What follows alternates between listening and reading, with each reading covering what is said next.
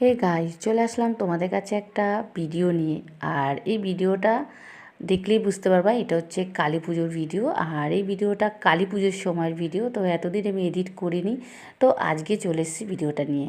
তো ভিডিওটা তোমরা দেখো, যদি ভিডিওটা ভালো লেগে থাকলে তাহলে অবশ্যই ভিডিওটা লাইক করবে আর ছোট্ট একটা মিষ্টি কমেন্ট করবে। আর আমি ঠাকুরের কাছে প্রার্থনা করি যাতে তোমাদের সবার সবার সবার মনোকামনা পূরণ হয়।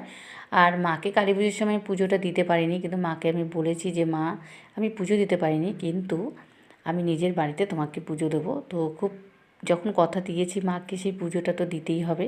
তো খুব চেষ্টা করছি খুব তাড়াতাড়ি মাকে আমার নিজের বাড়িতে পুজো দেওয়ার। আর সেই ভিডিও তখন তো তোমাদের কাছে আসবেই, সেটা যখন দেবো তখনের ভিডিও। তো যাই হোক, সারা রাতটা খুব সুন্দরভাবে কেটেছিল। আর এই ভিডিওটা হচ্ছে 3 দিনের ভিডিও, 3 দিন না 4 দিনের ভিডিওই আমি একসাথে করে একটা ভিডিও বানিয়েছি, তোমরা দেখলেই বুঝতেই পারছো।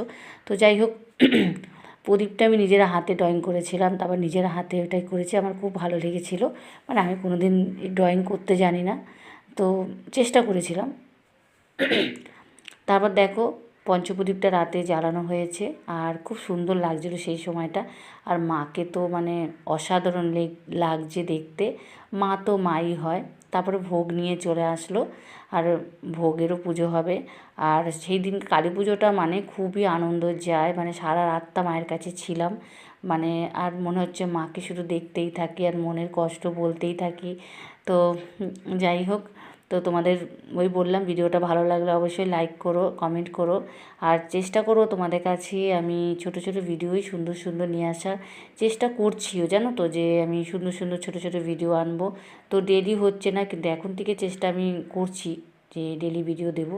ঠিকঠাকভাবে কথাও বলতে পারছি না। যাই হোক, তার কালী পুজোর পরের দিনের এই খাওয়া দাওয়াটা ছিল, খিচুড়ি ছিল, আলুর দম ছিল, একটা লাবড়া ছিল, চাটনি পাঁপড় ছিল, বোঁদে ছিল, খুব সুন্দর রান্নাবান্না হয়েছিল।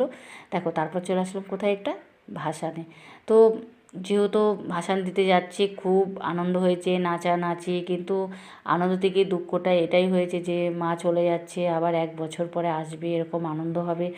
তো যাই হোক, ঠাকুরের কাছে প্রার্থনা করি মা যেন সবার মনোকামনা পূরণ করে, আর মা যেন নিজেও ভালো থাকে, সুস্থ থাকে। তো খুব তাড়াতাড়ি তোমাদের কাছে আবারও একটা ভিডিও নিয়ে আসছি। তোমরা ভালো থাকো, সুস্থ থাকো, আর আমাকে অনেক অনেক সাপোর্ট করো যাতে তোমাদের আমি সুন্দর সুন্দর ছোট ছোট ভিডিও দিতে পারি। তো টাটা।